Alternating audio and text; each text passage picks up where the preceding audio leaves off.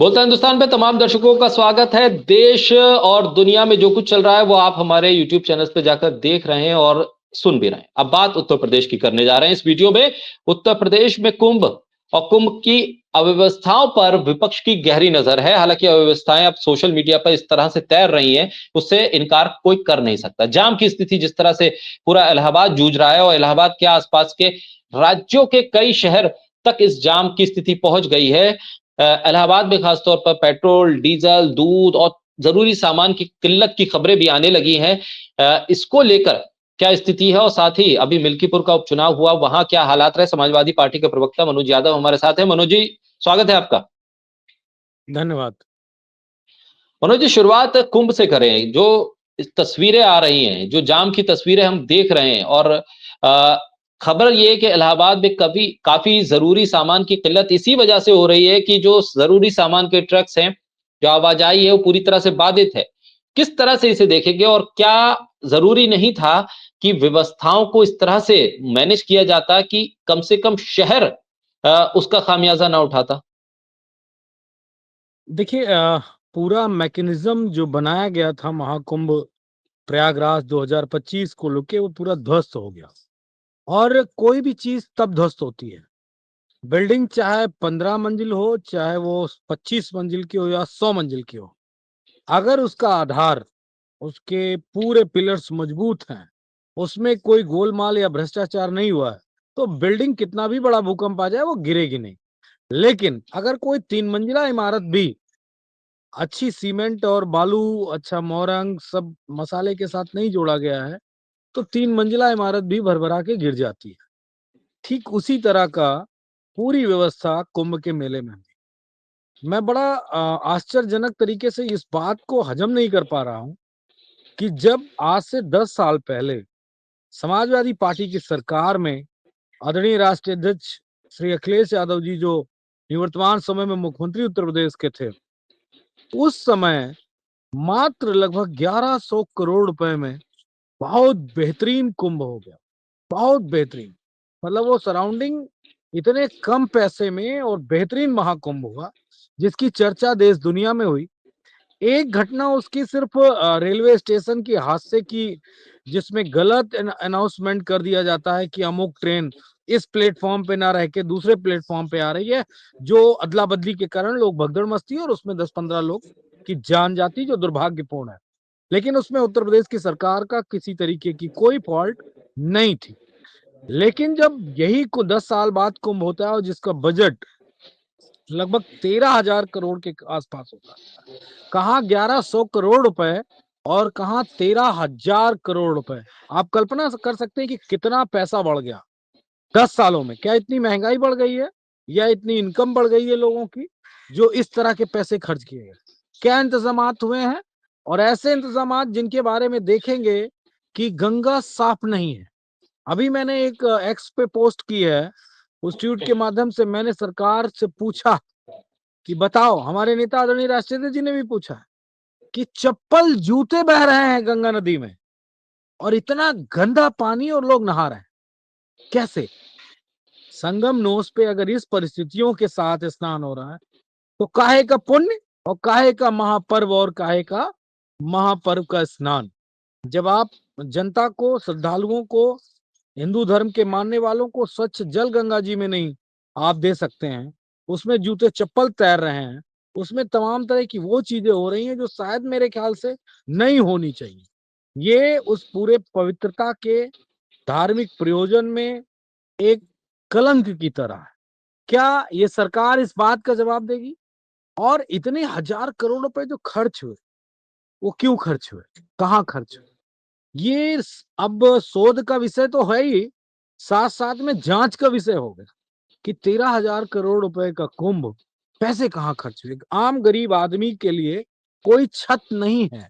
मतलब जैसे एक कॉमन लोगों के लिए होता है कि कोई गर्मी में तो कुंभ था नहीं, माघ के महीने में हिंदुस्तान की सबसे कट्टर जाड़े होते हैं। इसमें किसी को अगर ज्ञान नहीं है तो मेरे ख्याल से उसको भारत छोड़ देना चाहिए, चाहे वो कोई ब्यूरोक्रेट्स हो या राजनेता हो या उत्तर प्रदेश का मुख्यमंत्री हो, कि अगर उसको इतना अल्प ज्ञान नहीं है कि माघ के महीने में एक आम आदमी जो करोड़ों करोड़ श्रद्धालु हैं, उनके रुकने का कोई इंतजामात नहीं किया गया।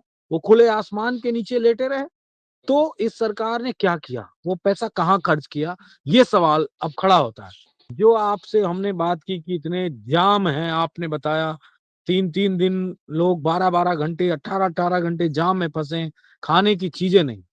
तो मैंने कहा आपने क्या मैकेनिज्म बनाया, क्या रूट आपका था, किस तरीके से आदमी आएंगे, कैसे लोग आएंगे, कैसे डिसबर्स होंगे, किस तरीके से हम आपात रास्तों का प्रयोग करेंगे, कैसे खाद्य सामग्री के लिए कौन सा रास्ता बनेगा।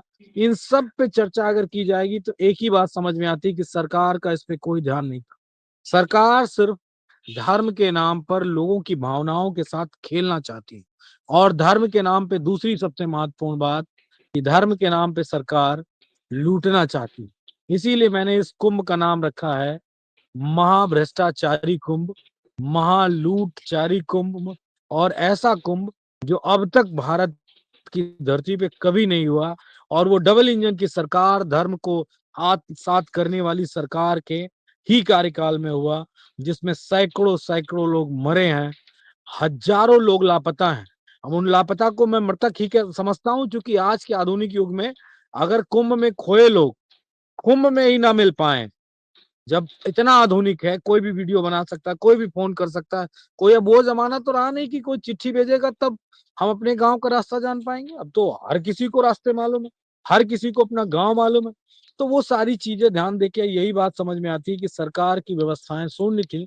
सरकार ने सिर्फ पैसे का इस्तेमाल करके अपनी तिजोरियां भरी हैं। धर्म, हिंदू महापर्व, श्रद्धा के ये स्नान, शाही स्नान, अखाड़ों की मान मर्यादा, इससे कोई सरोकार नहीं है। जी। मनोज जी, सवाल वही मूल प्रश्न इस वक्त ये उठ रहा है कि ठीक है, आपने श्रद्धालु बुलाए, पता था कि करोड़ों की संख्या में लोग आने, आपको पता था कि रास्ता यही है, कोई नए रास्ते बने नहीं है, रास्ता यही है, तो उसमें कैसे मैनेज कर रहा है। और दूसरा, जब ट्रैफिक शहर की तरफ डाइवर्ट होगा, जब इलाहाबाद शहर के अंदर एंटर होगा, तो वहां पर स्कूल हैं, अभी तक स्कूल खुले नहीं है, जो बंद हुए थे स्कूल वो दोबारा ओपन नहीं हो रहे हैं, क्योंकि स्थिति नहीं है कि आप ऑफिस जा सकें, स्कूल जा सकें। आपके पास पेट्रोल वहां खबर ये आ रही है, पेट्रोल पंप पर पेट्रोल की किल्लत होना शुरू हो गई, शहर में लोगों को साजो सामान नहीं मिल पा रहा है। कुंभ में अव्यवस्थाएं एक अलग चीज है कि आप वहां पर खाने का इंतजाम नहीं कर पाए, लेकिन जो शहर था, चलता हुआ शहर था, जहां पर व्यवस्थाएं थी, वो व्यवस्थाएं भी अब काम नहीं कर पा रही हैं। क्या इस बात को रोड मैप के जरिए पहले सरकार को या अफसरशाही को समझना नहीं चाहिए था कि कितनी पब्लिक आएगी, कहां जाएगी और कैसे जाएगी, और कम से कम इलाहाबाद शहर जो चल रहा था वो तो चलता रहता। एक कहावत बड़ी प्यारी सी है, राम नाम की लूट है, लूट सको तो लूट लो। ठीक वही है, कुंभ नाम पे लूट है, लूट सको तो लूट लो। फिर वो अधिकारी हो, कर्मचारी हो, राजनेता हो, कुंभ के प्रभारी हो, जो भी हैं, वो सब सिर्फ धर्म के नाम पर, ईश्वर के नाम पर लूटने में लगे। अब सवाल ये, अगर विपक्ष पूछता है तो धर्म विरोधी हो जाता है, सरकार जवाब देना नहीं चाहती। आपने कौन सा आयोजन इतने दिन में देखा हिंदुस्तान में? आपका भी एक लंबा जीवन रहा होगा, और ऐसा तो है नहीं पहली बार कुंभ लगा है देश में। क्या इतनी बार आगजनी हुई है कभी किसी मेले में? चाहे उज्जैन में सिंहस्थ कुंभ लगता हो, चाहे हरिद्वार में लगता हो कुंभ, चाहे आपका और भी महाराष्ट्र के स्टेट में लगता है, कहाँ पे इतना आपने देखा हो कि एक प्रोग्राम में इतनी आगजनी? और क्यों क्यों आगजनी हो रही? यानी कि लोग व्यवस्थाओं से परेशान हैं, लोग व्यवस्थाएं नहीं पा रहे हैं, जिससे लोग इरिटेट होते हैं। और जब कोई व्यक्ति इरिटेट होता है तो जाहिर सी बात है व्यवस्थाएं खराब हो जाती हैं अपने आप। अगर कहते नहीं, एक गांव में कहावत है कि सत्यानाश जहां साढ़े सत्यानाश वहां पूरा सत्यानाश। तो वो वाली स्थिति है। पूरा कुंभ पूरी तरीके से ध्वस्त हो चुका है।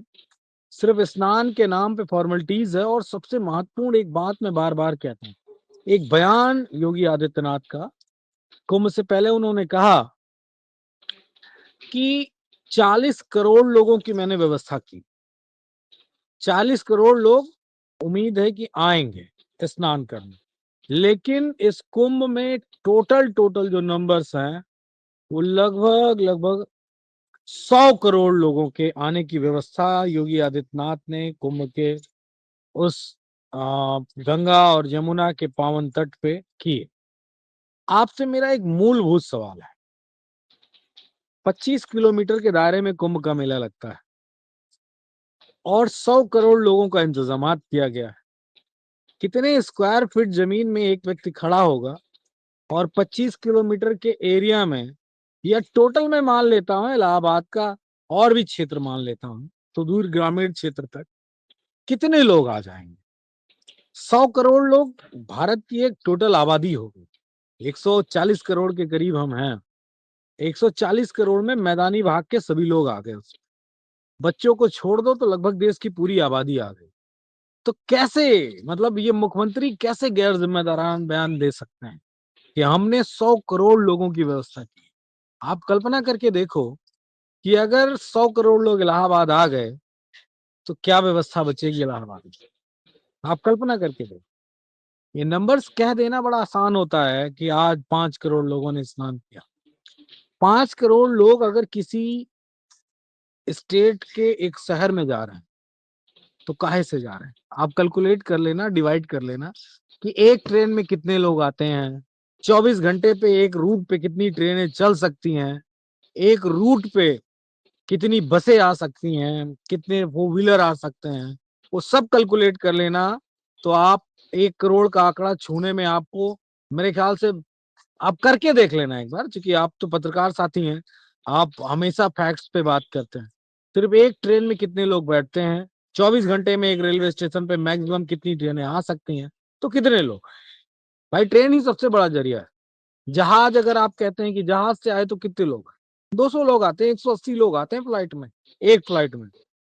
कितने लाख लोग आएंगे, कितने लाख लोग फ्लाइट से आएंगे, कितनी फ्लाइटें उतरेंगी? लेकिन योगी आदित्यनाथ क्या दे रहा है, उनकी मशीन क्या दे रही है कि साहब 5 करोड़ लोग उतरे, 5 करोड़ लोग एक दिन में आ गए। एक आदमी को खड़े होने में अगर 1 स्क्वायर फीट की जरूरत लगती है, तो 5 करोड़ लोगों के लिए 5 करोड़ स्क्वायर फीट जमीन की जरूरत पड़ेगी कि नहीं पड़ेगी? आप मुझे बताओ। और 5 करोड़ स्क्वायर फीट जमीन जो होगी, कितने परिक्षेत्र में है? आप कल्पना कर रहे हैं वो कैसे पानी पिएंगे, उतने लोग कैसे रहेंगे, कहाँ रहेंगे, किस तरह करेंगे? तो ये सरकार ने पूरा एक गोलमाल किया, पूरा नचाया लोगों को, और उसी नचाने की वजह से ही परिस्थितियां इस तरह हुई हैं। जितना भी अव्यवस्था, जितना भ्रष्टाचार, जितना कुछ हुआ, इसके लिए मैं सिर्फ एक व्यक्ति को दोषी मानता हूं, और उस व्यक्ति का नाम है योगी आदित्यनाथ, उत्तर प्रदेश के मुख्यमंत्री। क्योंकि योगी आदित्यनाथ जी ने इस देश की जनता अंधेरे में कर एक बात कही, जिस पर जनता ने मान लिया कि साहब ऐसा नहीं, ऐसा हो सकता है। डिबेट याद आ रही, मैं कर रहा था। राम मंदिर जब प्राण प्रतिष्ठा से पहले एक प्रोग्राम किया गया था, कोई सिलापट वाला था, शालिग्राम का ऐसा कुछ था वो। तो ये किया गया था कि इतने करोड़ लोग आएंगे। तो इनका मजाक भी हो रहा था कि मेरी आदत है, मैं फैक्ट्स पे बात करता हूँ। मैंने कहा अयोध्या कितनी बड़ी, राम मंदिर का दायरा कितना बड़ा, उसमें कितने लाख लोग, कितने करोड़ लोग आ जाएंगे अगर शिला पूजन आप कर रहे हैं? तो वो जब हम लोगों ने पता किया तो उसमें संख्या 10-15 हजार की भी नहीं थी, और सरकार कोट कर रही थी योगी आदित्यनाथ की वहां करोड़ों लोग आएंगे, करोड़ों लोग आएंगे। तो ये झूठे लोग हैं। हाँ, पटना लोगों ने बताया है, जिससे इसे 13,000 करोड़ के बजट का हिस्सा था न, कि भाई इतने करोड़ लोग आए तो हमने व्यवस्था की इतने 1,000 करोड़ रुपए से। अगर नंबर्स कम होंगे तो सवाल ये खड़ा होगा कि ये साहब कैसे हो, इतने 1,000 करोड़ रुपए खर्च हो गए, नंबर इतने कम, तो पैसा कहाँ गया? तो इससे बचने के लिए इन लोगों ने झूठ बोला। लेकिन कहते हैं ना, माँ गंगा हिसाब सबका कर देती है, इस सरकार पे भी हिसाब किया है, अव्यवस्थाओं की तस्वीरें सामने आई हैं। और मैं चाहूंगा कि अगला कुंभ, चाहे अर्ध कुंभ हो या महाकुंभ, किसी दूसरी सरकार के नेतृत्व में हो, और कैसे बेस्ट से बेस्ट किया जा सकता है, ये बात सामने आए। ट्रैफिक व्यवस्थाओं के बारे में 2 लाइन जरूर कहूंगा कि पूरी व्यवस्था फेल है। वैसे आपकी जानकारी के लिए बताऊं कि कुंभ अपने आप में एक पूरा जिला बनाया जाता है, उसका अधिकारी होते हैं, उसके सारे लोग होते हैं, उसकी पूरी व्यवस्था बनाई जाती है। पूरा एक नगर बसाया जाता है, पूरी व्यवस्थाएं की जाती है, लेकिन सब कुछ होने के बावजूद भी गाड़ियों का आवागमन सुचारू रूप से जो सरकार न कर पाई हो, उस सरकार से क्या सवाल पूछा? चारों तरफ जाम, हर तरफ हाईवेज, सेकंड लाइन चीजें। तो इस बिल्कुल सत्य है, सरकार ने धर्म के नाम पे, आस्था के नाम पे, नाम के नाम पे क्या किया है? जी। मनोज जी, एक सवाल ये उठ रहा है कि ठीक है, अब व्यवस्थाएं ही थी और अवस्थाओं के चलते आप मुख्यमंत्री योगी आदित्यनाथ को दोषी माने, लेकिन मिल्कीपुर जीत गए, जनता ने मोहर लगा दी। ये तमाम व्यवस्थाएं तो मिल्कीपुर की जनता ने भी देखी। उन्होंने कहा कि ठीक है, बहुत अच्छा कुंभ किया और योगी जी को ये सीट दे रहे हैं। अब ये सीट जब जनता दे रही है और चुनाव में जनादेश हो गया, तो सरकार तो ये कहेगी कि देखिए, कुंभ के आयोजन का पहला सर्टिफिकेट तो मिल्कीपुर की जनता ने दिया है। आप मिल्कीपुर का थोड़ा सा डेटा उठा लीजिएगा, इतने परसेंट वोट कब पड़ा है मिल्कीपुर में, थोड़ा देख लीजिएगा। जो बेईमानी की गई है मिल्कीपुर में, उसके साक्ष्य हैं।